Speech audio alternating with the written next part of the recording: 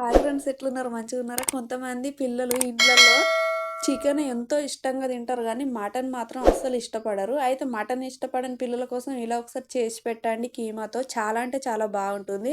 అయితే మనం మటన్ చిన్నగా కొట్టించిన దాన్ని కీమా అంటారండి. మనం షాప్‌లోకి వెళ్ళి కీమా కొట్టమంటే వాళ్ళే కొట్టిస్తారు. అలా కీమా కొట్టిపిచ్చుకొచ్చి మంచిగా నీట్‌గా కడిగి పక్కన ఉంచుకున్న తర్వాత ఇలా ఫ్రెష్‌గా అల్లం పేస్ట్ రెడీ చేసుకోవాలండి. మనం ఏ నాన్ వెజ్ చేసుకున్నా కూడా ఇలా అల్లం పేస్ట్ ఫ్రెష్‌గా చేసేసుకుంటే టేస్ట్ ఇంకాస్త ఎక్కువుంటుంది. అయితే అల్లం పేస్ట్ చేసుకుంటందుకు నేను వాటర్ ఏసినని మీరు అనుకుంటుర్రు గదా! అయితే నేను కొంచెం అందాలో అల్లం పేస్ట్ నేను అప్పటికప్పుడు చేస్తున్నా కాబట్టి వాటర్ ఏసి పట్టినా. అయితే ఈ అల్లం పేస్ట్ నాకు ఒక వారం రోజుల దాకా నిల్వ ఉంటుందండి.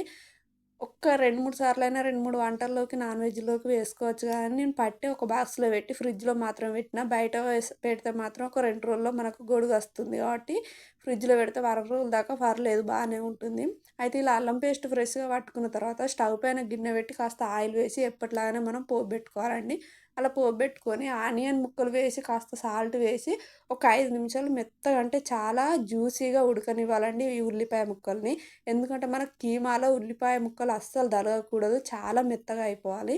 అలా మంచిగా ఉడికిన తర్వాత కాస్త పసుపు, అల్లం పేస్టు వేసుకొని ఇలా మంచిగా ఫ్రై అయిన తర్వాత మనం కడిగి పక్కనుంచుకున్న కీమా గూడా అందులో వేసి ఒకసారి కలపాలండి. అలా కలుపుకొని క్యాప్ పెట్టేసి ఒక 5 నిమిషాలు మంచిగా ఉడకనివ్వాలండి. ఒక్కసారి మనం క్యాప్ పెట్టేసి 5 నిమిషాలకు తీసి చూస్తే చూడండి ఎన్ని వాటర్ వచ్చినాయో అందులో. ఫుల్‌గా నిండుగా వాటర్ వస్తాయి. అయితే ఆ వాటర్ ఉన్నప్పుడు మాత్రం మనం టేస్ట్‌కి సరిపడా కాస్త ఉప్పు, కారం వేసుకోవాలి. ఇలా వేసుకున్నప్పుడు ఈ వాటర్ ఇనికేటప్పుడు మనకు ముక్కకు ఉప్పు, కారం చాలా మంచిగా పట్టి టేస్ట్ అంటే చాలా బాగుంటుంది. అయితే ఇలా మంచిగా కలుపుకున్న తర్వాత మరొకసారి క్యాప్ పెడితే ఇలా ఆయిల్ పైకి తేలి చిటపటలాడుతూ ఉంటుంది కర్రీ. అలా చిటపటలాడేటప్పుడే కాస్తని మనం వేడి నీళ్ళు పక్కన ఉంచుకోవాలండి. అలా ఉంచుకొని ఇప్పుడు మనం అల్లం పేస్ట్ మిక్సీ పట్టినాం కదా! అందులో కాస్తని వాటర్ పోసి ఇందులో వేసుకోవాలి. ఎందుకంటే ఆ కొంచెం అంత అల్లం కూడా మనకు కాస్త సేఫ్టీ అవుతుంది కదా! ఇప్పుడు అసలే అల్లం రేట్లు చాలా అంటే చాలా పెరిగిపోయాయండి. ఇంత కూడా ఏమాత్రం వేస్ట్ చేయకండి.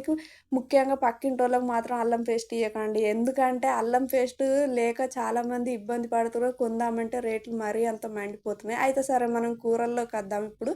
ఇలా అల్లం పేస్ట్ వేసిన నీళ్లు వేసిన తర్వాత కాస్త వేడి చేసి పక్కనుంచుకున్న వాటర్ వేసుకోవాలండి. ఈ కూర ఎంతమందం ఉందో అంతమందే వాటర్ వేసుకొని క్యాప్ పెట్టేస్తే మంచిగా ఉడుకుతుంది. ఇలా ఉడికిన తర్వాత మరొకసారి క్యాప్ తీసి మసాలాలు యాడ్ చేసుకొని మరొకసారి కలిపి క్యాప్ పెట్టేస్తే ఆ వాటర్ మొత్తం ఇనికి మనకు మంచిగా జ్యూసీలా రెడీ అవుతుంది. అయితే మనం ఈ కర్రీ జ్యూసీలా వేసుకున్న చాలా బాగుంటుంది. ఒకవేళ మనకు మొత్తం పూరా ఫ్రై కావాలన్నా కూడా కాస్త వాటర్ ఇనికినాక వేసుకోవచ్చు. మరీ పొడి పొడిలా ఉండాలంటే అదొక్కసారి మరో వీడియోలో నేను చూస్తా.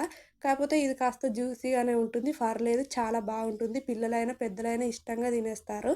ఇలా కర్రీ మొత్తం అయిన తర్వాత చివర్లో మనం టేస్ట్ చూసి కాస్త సాల్ట్ యాడ్ చేసుకొని కొత్తిమీర వేసి క్యాప్ పెట్టేసి స్టవ్ ఆఫ్ చేసి మరొక 2 నిమిషాలు క్యాప్ తీసి చూస్తే చూడండి చాలా అంటే చాలా బాగుంటుంది. అద్దిరిపోయే మటన్ కర్రీ మనకు రెడీ అవుతుంది. సారీ, మటన్ కీమాతో చేసిన కర్రీ రెడీ అవుతుందండి. ఇది పిల్లలే గానీ, పెద్దలే గానీ చాలా అంటే చాలా ఇష్టంగా తినేస్తారు.